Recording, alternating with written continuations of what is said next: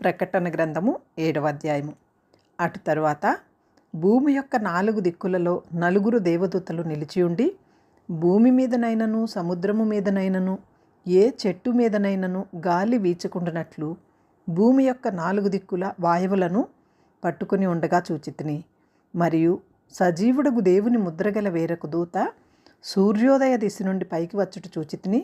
భూమికిని సముద్రమునకును హాని కలుగజేయుటకై అధికారము పొందిన ఆ 4 దూతలతో, ఈ దూత మేము మా దేవుని దాసులను వారి నొసళ్ళయందు ముద్రించు వరకు భూమికైనను సముద్రమునకైనను చెట్లకైనను హాని చేయవద్దని బిగ్గరగా చెప్పెను.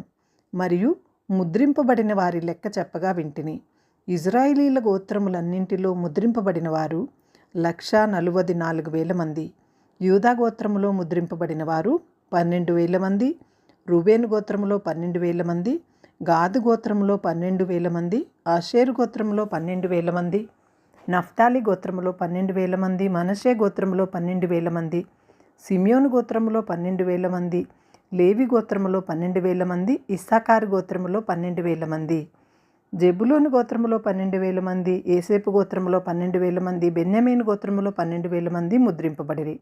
అటు తరువాత నేను చూడగా, ఇదిగో, ప్రతి జనములో నుండి, ప్రతి వంశములో నుండి, ప్రజలలో నుండి, ఆయా భాషలు మాట్లాడు వారిలో నుండి వచ్చి ఎవడునూ లెక్కింపజాలని ఒక గొప్ప సమూహము కనబడెను.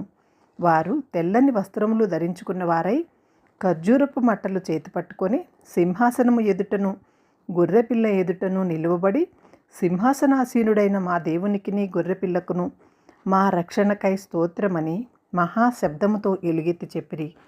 దేవదూతలందరూ సింహాసనము చుట్టూను పెద్దల చుట్టూను ఆ 4 జీవుల చుట్టూను నిలువబడి ఉండిరి.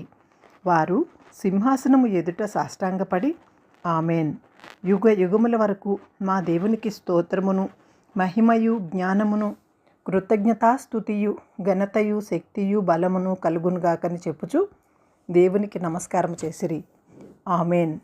పెద్దలలో ఒకడు, తెల్లని వస్త్రములు ధరించుకొని ఉన్న వీరెవరు, ఎక్కడి నుండి వచ్చిరని నన్ను అడిగెను.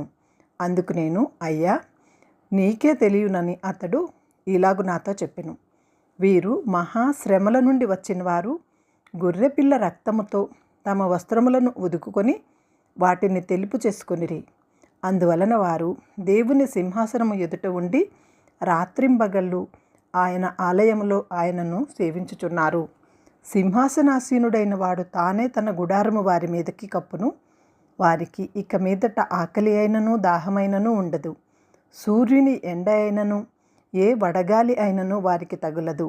ఏలైనగా సింహాసన మధ్యమందుండు గొర్రెపిల్ల వారికి కాపరి అయి జీవజలముల బుగ్గల యొద్దకు వారిని నడిపించును.